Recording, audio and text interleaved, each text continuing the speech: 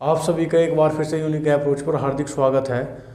और number system की हम 17 क्लास पढ़ चुके हैं। 17 क्लास तो कहने का मतलब ये है अभी 10 से 15 क्लास और आपकी होंगी। हम कोई भी चीज़ नहीं छोड़ेंगे, ठीक है ना। तो आज पढ़ेंगे क्लास नंबर 18। और जो कल के जो कुछ क्वेश्चन बचे हुए थे, 2-3 क्वेश्चन हैं, पहले इन्हें करते हैं, फिर नया टॉपिक स्टार्ट करेंगे, negative concept reminder.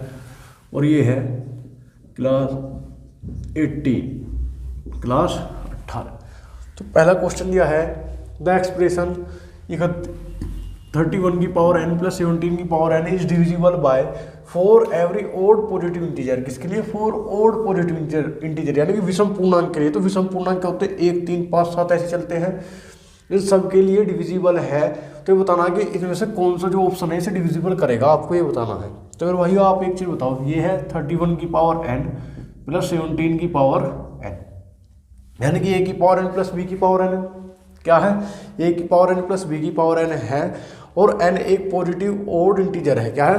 Positive odd integer है। तो ओड के होते हैं 1, 3, 5, 7। तो हमेशा इसमें यदि आपने पढ़ा होगा, मैंने बताया था आपके लिए a की पावर n प्लस b की पावर n है और n एक विषम संख्या यानी कि ओड नंबर है, तो उसका हमेशा फैक्टर a प्लस b हमेशा उसका फैक्टर होगा। तो 31 और प्लस 17 कितना हो जाएगा? 78। तो इसका मतलब 48 इसका हमेशा एक फैक्टर होगा। तो 48 से तो डिविजिबल है ये, लेकिन किससे? 16 से भी डिविजिबल है। तो ये डी ऑप्शन आ जाएगा इसका कि both A and C are, both A and C, यानी कि 48 से भी डिविजिबल है और 16 से भी डिविजिबल है। तो ये दोनों ऑप्शन किसको शो करते हैं? डी को। किसको शो करते हैं? डी को। तो पहले का हो जाएगा क्वेश्चन नंबर 9 का ऑप्शन डी। मेरे हिसाब से इसमें आपको कोई दिक्कत नहीं होगी। अब चलते हैं क्वेश्चन नंबर 10 की तरफ कि क्वेश्चन नंबर 10 क्या कहता है। Question number 10, which is not factor of 4 की पावर 6 एंड माइनस 6 की power 4 and 4 any positive integer n। ये कहा किसी भी पॉजिटिव इंटीजर n के लिए 4 की पावर 6 एन और माइनस 6 की पावर 4 एन डिविजिबल नहीं है, यानी कि इसका फैक्टर नहीं है इनमें से जो दिया। तो ये आपको बताना है। तो ये 4 की पावर 6 एन माइनस 6 की पावर 4 एन आपको गिवन है, ठीक है। तो मेरे भाइयों एक चीज़ बताओ, तो इस n को ही कर लो, 6 को इसके 4 की पावर 3 को होल स्क्वायर कर लो, 6 हो जाए, इसकी पावर n चली रही है, माइनस 6 की स्क्वायर के स्क्वायर कर लो और इसकी पावर कितनी चल रही है? n चली रही है और इसकी पावर n। तो 4 की क्यूब 64, 64 का स्क्वायर होता है 4096 की पावर n माइनस 36 का स्क्वायर 1296 की पावर n। ये हो गया 4096 की पावर n और 1296 की पावर n।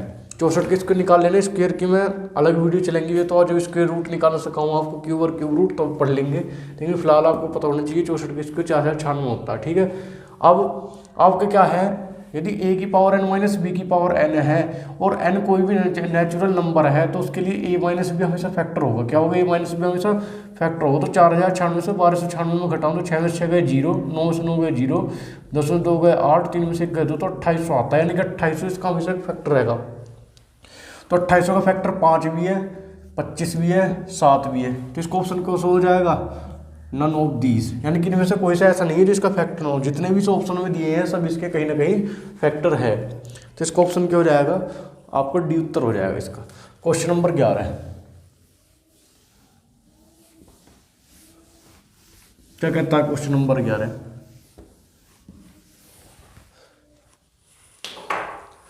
उन्नीस की power n minus 1 is always divisible 9, always divisible by 20, is never divisible by 19, only A and C are true.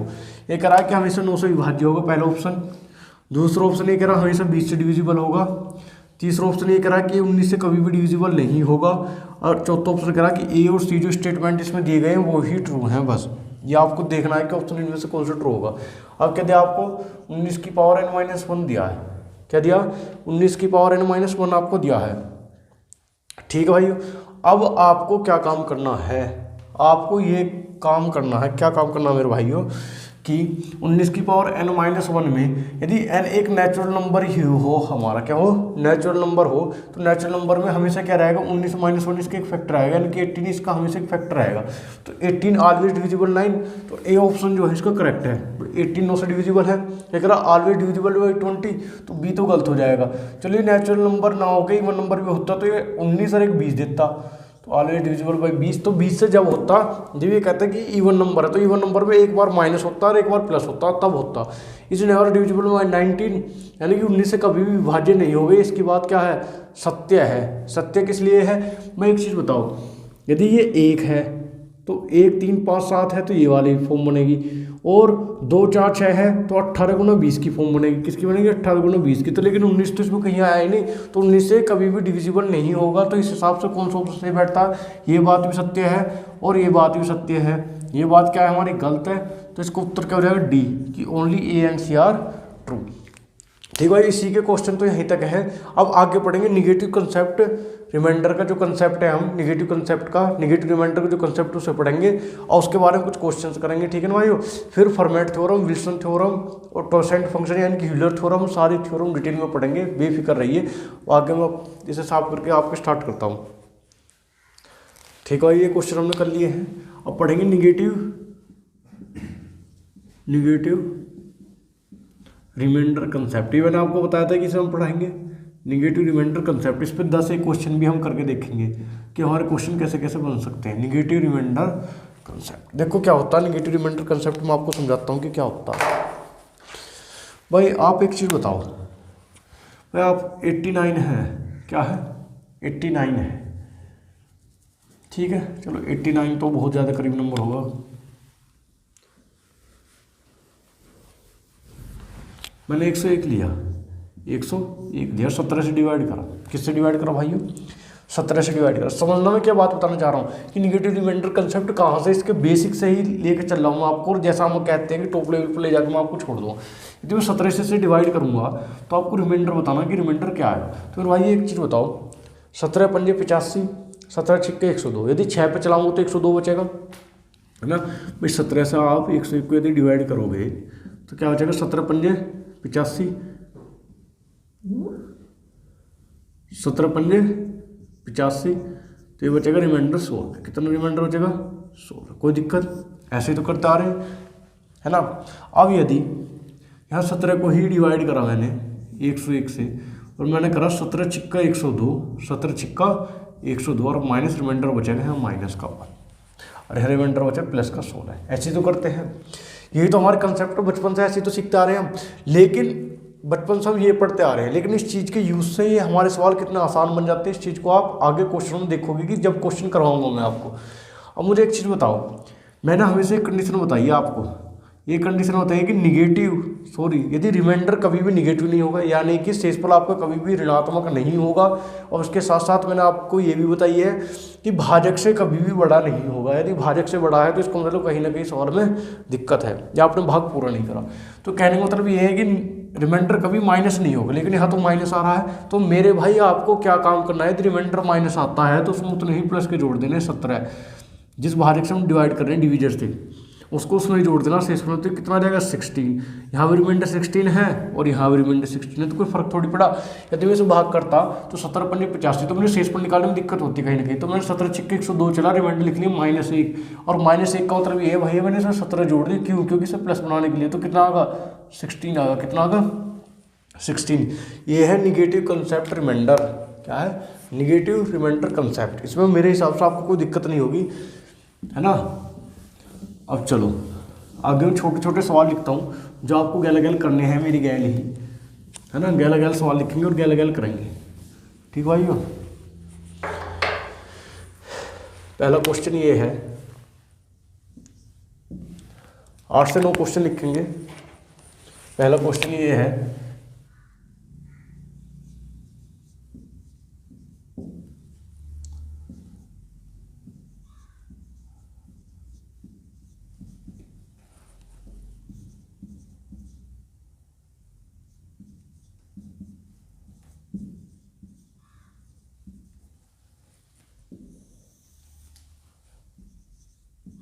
देखो ये पहला क्वेश्चन है। यदि नंबर ये है, अरे यदि हम इसे 25 से भाग करने हैं तो आपको रिमाइंडर बताना है। क्या बताना है आपको, रिमाइंडर फाइंड आउट करना है कि रिमाइंडर क्या होगा, है ना। रिमाइंडर क्या होगा आपको बताना है, ठीक है भाई। क्वेश्चन नंबर 2, पहले 25 और 5 से ही सुलटेंगे हम।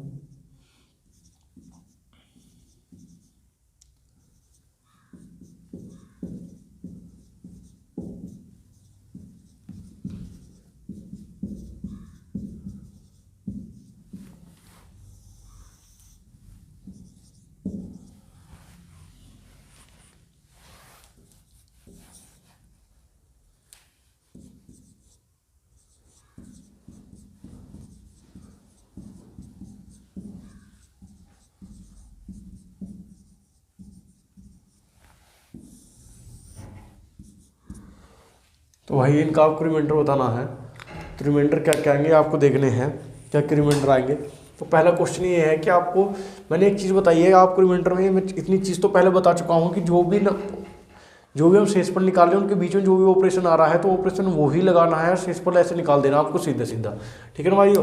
तो सबसे पहली बात यह आती है, यदि 25 से हम इसको भाग करते हैं तो 25 का हमने डिविजिबिलिटी रूल पढ़ा था। डिविजिबिलिटी रूल ये पढ़ा था कि उस संख्या के अंतिम 2 अंक 25 से डिविजिबल होने चाहिए, तो वो संख्या 25 से डिवाइड होगी, यही तो हमने पढ़ा था। अब 25 से डिवाइड करने के लिए हमें इससे 53 की जरूरत नहीं, सिर्फ 27 फोकस करेंगे। 25 से 27 को भाग करूँगा तो यहाँ से रिमाइंडर मिलेगा हमें 2। कितना रिमाइंडर मिलेगा? 2। और 25 से 95 को भाग करूँगा 25 से 75, लेकिन 20 रिमाइंडर मिलेगा। मैंने 25 चौका 100 पे माइनस चला, 25 चौका 100, तो रिमाइंडर मिला यहाँ से माइनस का 5।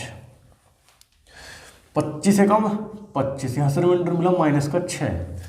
25 से कम 25, यहाँ 24 रिमाइंडर बचेगा। 24 से तो भाग नहीं कर सकते, 25 को माइनस चलेगी ना, 0 चलेगी, 24 रिमाइंडर बचेगा। तो 24 ना मैंने 25 में पूरी माइनस चला दी, तो रिमाइंडर बचा माइनस का 1। तो रिमाइंडर कितना बचा?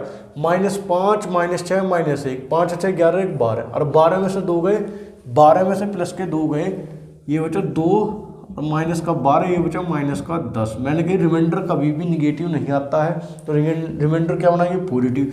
अब पॉजिटिव बनाने के लिए उस डिवीजर को इसमें जोड़ देंगे, यानी कि 25 जोड़ देंगे तो रिमाइंडर आ जाएगा 15। कितना आ जाएगा रिमाइंडर? 15। कोई दिक्कत? तो इस पहले वाले को उत्तर क्या हो जाएगा? आपको 15 रिमाइंडर आएगा। कितना रिमाइंडर आएगा आपका? 50। दूसरा वाला हम चलते हैं, 6 9 3 9 3 गुना 62 52 गुना 63 78 गुना 63 785 को यदि 25 से डिवाइड करें तो रिमाइंडर क्या होगा? अब देखो पहले तो ऊपर प्लस ऑपरेशन था तो प्लस हमने यूज करा। अब यहाँ मल्टीप्लाई नंबर्स के बीच ऑपरेशन है तो रिमाइंडर निकाल के मल्टीप्लाई का ऑपरेशन ही हम इसमें यूज करेंगे। यदि 25 से 93 को पूरा भाग करूँगा तो 75 पे जाएगा। 75 से मुझे इसमें से घटाने में दिक्कत है, तो मैंने 25 चौका 100 पे चला दी और रिमाइंडर लिख दिया माइनस का 7 मल्टीप्लाई 25 दूनी 50, तो यहाँ से 2 बचेगा। यहाँ से रिमाइंडर 25 या 75 3 बचेगा, और यहाँ से कितना बचेगा? 25 या 75 रिमाइंडर बचेगा 10, तो हो जाएगा 7 दूनी 14 या 42, और 10 की गुना करेंगे माइनस का 420। कितना हो जाएगा? माइनस के 420 बटा 25, यही तो हो जाएगा माइनस के 420 बटा 25। तो इससे बड़े नंबर पर अब हमें माइनस ले जानी है। इससे बड़े नंबर का मतलब क्या है? यदि हम इससे छोटे नंबर पर माइनस चलाएंगे तो ये माइनस का आएगा, हमें इससे बड़े नंबर पर माइनस ले जानी है। तो क्या करेंगे? इससे बड़े नंबर पर पहाड़ा पढ़ना है। तो भैया मुझे एक चीज़ बताओ, यदि इसमें -420 को ऐसे लिख लूँ, कैसे लिख लूँ? आप मुझे वो चीज़ बताओ। मैंने ऐसे लिख लिया, देखो मैं तुम्हें इससे भी छोटा और तरीका बताता हूँ कि वैसे कैसे लिख सकते हैं। ऐसे एडजस्ट ऐसे करेंगे, मैंने 7 को तो अलग लिख लिया और 2 3 6 60 को अलग लिख लिया, -7 गुना 60 और बटा कितना चल रहा है भैया? 25। यदि 25 दूनी 50, तो रिमाइंडर यहाँ से कितना मिला? फिर से 10 रिमाइंडर मिला। कितना रिमाइंडर मिला? 10 रिमाइंडर मिला हमें। अब 10 मिला तो कितना होगा? माइनस का 70 आ गया। कितना आ गया? माइनस का 70। अब 25 का मल्टीपल क्या होता है? 70 से बड़ा। 25 या 75, तो इसमें हम क्या जोड़ देंगे भैया? इसमें हम 75 जोड़ देंगे तो रिमाइंडर कितना आ जाएगा? 5 रिमाइंडर आ जाएगा। कितना रिमाइंर आ जाएगा? 5। तो इसका जो सेकंड का उत्तर क्या हो जाएगा? 5 हो जाएगा। कितना हो जाएगा? 5। कोई दिक्कत? अब क्वेश्चन नंबर 3 है, 1996 गुना 1997 गुना 1998 गुना 1999 को यदि हम 7 से डिवाइड करें तो शेषफल क्या होगा? तो ये 7 से पहले से भाग कर लो। 7 दूनी 14, 5 9 7 8 56, 3 6 7 5 35। यहाँ से तो 1 शेषफल बचेगा, यहाँ से 2 शेषफल बचेगा, यहाँ से 3 शेषफल बचेगा और यहाँ से 4 शेषफल बचेगा। भाई एक एक नंबर बढ़ रहे हैं तो एक एक शेषफल बढ़ता चल जाएगा। एक बार भाग देख लेंगे। 7 दूनी 14, 5 9 7 8 56, 3 6 7 5 35। ठीक है, शेषफल ठीक है। अब भैया तुम्हें क्या काम करना है? इनमें के बीच में ऑपरेशन क्या? मल्टीप्लाई का, तो मल्टीप्लाई लगाओ। 2 एकम 2 2 3 6 और 6 चौक 24। मैंने बताया जिससे भाग करते हैं उससे शेषफल कभी बड़ा नहीं आता, तो जब फर्दर डिवाइड करेंगे तो 7 या 21, तो शेषफल कितना आ जाएगा? 3 शेषफल मिल जाएगा भाइयों में। कितना शेषफल मिल जाएगा? 3 शेषफल। तो यह है निगेटिव रिमाइंडर कंसेप्ट। क्या है? Negative remainder concept. इसमें मेरे हिसाब से आपको कोई दिक्कत नहीं होगी। ठीक है भाइयों, अब आगे की तरफ चलते हैं कि थोड़ा लॉजिकल क्वेश्चन यदि आ जाए तो उसको कैसे करेंगे हम। यदि थोड़ा लॉजिकल क्वेश्चन आ जाए तो उसको कैसे करेंगे हम, ये हमको देखना है।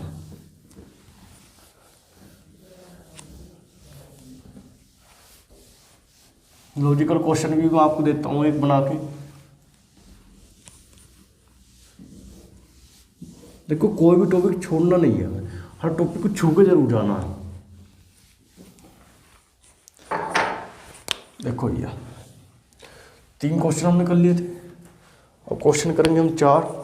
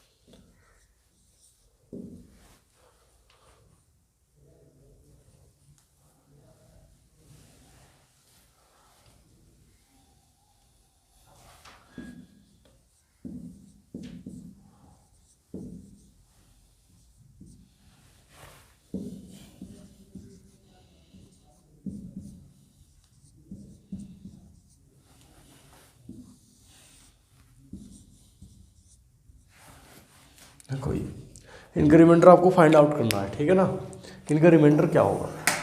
अब मेरे भाई आप एक चीज़ बताओ, तो सबसे पहले 35 से भाग करना तो बहुत एक टिपिकल काम हो गया है। तो 35 से जरूर उसने एग्जामिनर ने ऐसा सोच के दिया होगा कि इससे पहले ना पहले कोई ना कोई नंबर कटेगा जरूर। अब कटेगा किससे भाई, 35 में क्या होता है 5 और 7 होता है। 35 में क्या होता है 5 और 7 होता है, क्या होता है 5 और 7।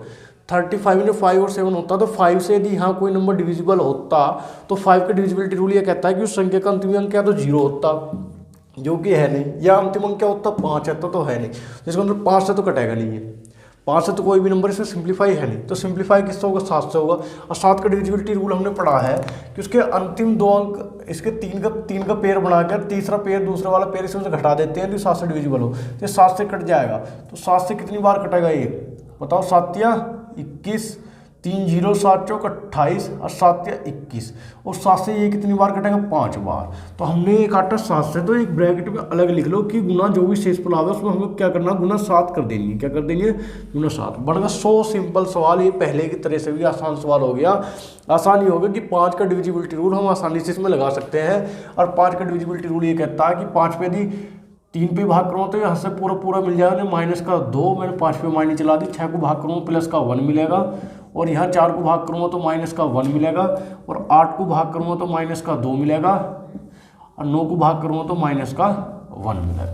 तो कितना आसान से देखो, चिन्ह कितने बार आ रहा है, माइनस माइनस प्लस हुआ, प्लस माइनस माइनस हुआ, और माइनस माइनस प्लस हुआ, तो आखिर में चिन्ह तो प्लस ही आएगा। ठीक है भाई, 2 एकम 2, 2 एकम 2, 2 दूनी 4, यानी कि 4 तुम्हारा रिमाइंडर आया। तो ये करेक्ट उत्तर नहीं है तुम्हारा, ये उत्तर करेक्ट नहीं है। उत्तर करेक्ट कौन सा होगा कि जो रिमाइंडर आया उसको मल्टीप्लाई कितने करनी है आपको गुना 7 की, तो गुना 7 मल्टीप्लाई करोगे तो कितना आ जाएगा 28। 28 is the correct answer, 28 is the correct answer. तो आपका करेक्ट उत्तर क्या होगा 28 होगा, क्या होगा 28। अब ऐसा ही ये क्वेश्चन है भाई, पहले तो हम देखेंगे इसमें 9 है 5 है, क्या है इसमें 9 है 5, तो हम कोई ऐसी संख्या ढूंढेंगे जो 9 से कटती हो, या तो 9 से कटने वाले इसमें कोई नंबर हो। 5 10 11, 3 2 5 7 12, 19 13। हमने वे SDM मेथड पढ़ा था, या अंकों का योग 9 से डिविजिबल हो, वो मेथड अपने देख लिया, यानी कि यहाँ कोई भी नंबर 9 से डिविजिबल नहीं है। हम क्या है 5 से नंबर डिविजिबल है, 5 से कितनी बार चल जाएगा 31 बार, और ये 5 से कितनी बार चल जाएगा 9 बार। अब SDM मेथड लगा लो, ये शेषफल कितना है 4, 7 और 2 9, यहाँ से शेषफल कितना बचा 3, यहाँ से शेषफल कितना बचा 4 6 10 और 1, यहाँ से शेषफल कितना बचा 1, यहाँ से शेषफल कितना बचा 1, और यहाँ से शेषफल कितना बचा, और भैया 7 और 3 10 3 13, तो यहाँ से शेषफल बचा कितना 4, तो याद है 4 तिया 12 चौक 48। अब 48 को फर्दर 9 से डिवाइड फिर करो, 9 पंजे 45, तो शेषफल कितना बचा 3 शेषफल बचा, कितना शेषफल बचा 3 शेषफल बचा। और हमने काटा कितने से था भैया 5 से काटा था, 5 से तो काटा, तो 5 किसी को जरूर मस्ट मल्टीप्लाई करनी चाहिए, नहीं तो हमारा उत्तर गलत हो जाएगा। 3 किसी को टिक नहीं करना, 3 is not the correct answer, correct answer is the 15 is the correct answer. कोई दिक्कत भैया। अब नेगेटिव कंसेप्ट रिमाइंडर भी आपको ओवर हो गया है। ऐसे लगभग आपको क्वेश्चन देखने को मिलेंगे। मैंने 3-4 क्वेश्चन पहले करा दिए थे, तो 5 क्वेश्चन ये, तो मैं अपने वादे के मुताबिक आपको जो कह रहा हूँ पूरा करवा रहा हूँ। एसडीएम मेथड के ऊपर भी जल्दी क्लास हम लगवाएंगे, पूरी 30 मिनट की या 2-2 क्लास ले लेंगे, एक क्लास ही 1 घंटे की रखेंगे हम, ठीक है ना। तो ठीक है भाइयों, बाय, टेक केयर।